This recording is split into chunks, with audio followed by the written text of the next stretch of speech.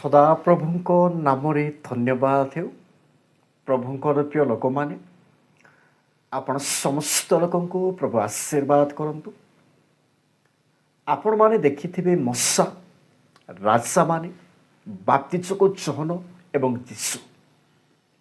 ଏ ବିଷୟ ଆପଣମାନଙ୍କ ପାଖରେ କାହିଁକି ପ୍ରକାଶ କରୁଅଛି, ତାର କାରଣ ହେଲା ପ୍ରଭୁଙ୍କର ପ୍ରିୟ ଲୋକମାନେ, ଆମ୍ଭେମାନେ କାହାର ବାକ୍ୟ ଅନୁସାରେ ଚାଲିବା ଦରକାର, କାହାର ଆଜ୍ଞା ପାଳନ କରିବା ଦରକାର ଏବଂ ଆମ୍ଭେମାନେ କାହା ସମୟରେ ଅଛୁ। ମଶାଙ୍କ ସମୟରେ ଅଛୁ ନା ରାଜାମାନଙ୍କ ସମୟରେ ଅଛୁ, ନା ବାପ୍ତିଜକ ଜୋହନଙ୍କ ସମୟରେ ଅଛୁ, ନା ଯୀଶୁଙ୍କ ସମୟରେ ଅଛୁ। ଆମ୍ଭେମାନେ କାହାର ବାକ୍ୟ ପାଳନ କରିବା ଦରକାର, କାହାର ଆଜ୍ଞା ଅନୁସାରେ ଚାଲିବା ଦରକାର। ପ୍ରଭୁଙ୍କର ପ୍ରିୟ ଲୋକମାନେ, ଆପଣମାନେ କହିବେ ଯୀଶୁଙ୍କର ଆଜ୍ଞା ଅନୁସାରେ ପ୍ରଭୁ ଯୀଶୁଙ୍କ ସମୟରେ ଅଛୁ, ପ୍ରଭୁ ଯୀଶୁଙ୍କର ବାକ୍ୟ ପାଳନ କରିବା ଦରକାର। ଏ ବିଷୟ ଆପଣମାନେ କହିବେ, ଏ ବିଷୟ ଠିକ୍ ଅଛି, କିନ୍ତୁ ବ୍ୟବସ୍ଥା ମଶାଙ୍କର ଦ୍ୱାରା ଦିଆଯାଇଥିବା ସେହି ବ୍ୟବସ୍ଥାକୁ ଯଦି ଆପଣଙ୍କର ମଣ୍ଡଳୀରେ ବା ଆପଣଙ୍କ ପାଖରେ ଯଦି ମଝିରେ ଯଦି ଫସାଇ ଦିଅନ୍ତି, ତାହେଲେ ଆପଣମାନେ କ'ଣ କରିବେ? ପ୍ରଭୁଙ୍କର ପ୍ରିୟ ଲୋକମାନେ,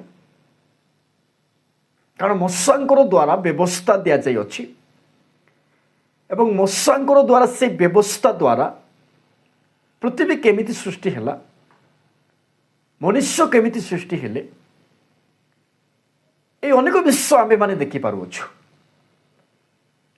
ଏବଂ ରାଜାମାନଙ୍କ ସମୟରେ ଯଦି ଦେଖିବା, ତାହେଲେ ଅନେକ ରାଜାମାନେ ପ୍ରଭୁକୁ ଭୟ କରି ଚାଲିଲେ ଏବଂ ଅନେକ ରାଜାମାନେ ପ୍ରଭୁକୁ ଭୟ ମଧ୍ୟ କଲେ ନାହିଁ ଏବଂ ଲୋକମାନଙ୍କୁ ଶାସନ କଲେ, ଆଇଡଲ ୱାର୍ସିପ୍ ଶିଖାଇଲେ, ମୂର୍ତ୍ତି ପୂଜା କରିବା ଶିଖାଇଲେ।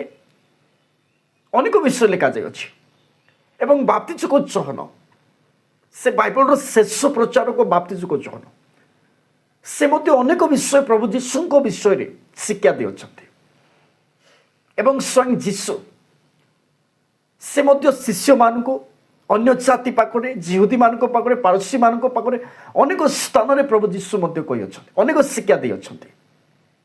ହେଲେ ଏ ଚାରିଜଣଙ୍କ ମଧ୍ୟରେ ପ୍ରଭୁଙ୍କର ପ୍ରିୟ ଲୋକମାନେ, ଆମେ କାହାର ବାକ୍ୟ ପାଳନ କରିବା ଦରକାର, କାହାର ଆଜ୍ଞା ଅନୁସାରେ ଚାଲିବା ଦରକାର,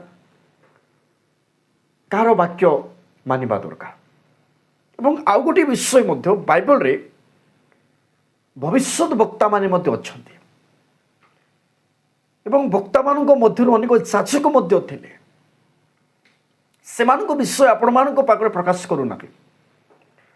এই ଚାରିଜଣ ମଶା, ରାଜାମାନେ, ବାପ୍ତିଜକ ଜୋହନ, ଶେଷ ପ୍ରଚାରକ ଯୀଶୁ, ଆମେ କାହାର ବାକ୍ୟ ପାଳନ କରିବା ଦରକାର, ଏ ବିଷୟରେ ସୁନ୍ଦର ଭାବରେ, ସରଳ ଭାବରେ ଆପଣମାନଙ୍କ ପାଇଁ ୟୁଟ୍ୟୁବରେ ଅପଲୋଡ଼ ହୋଇଅଛି।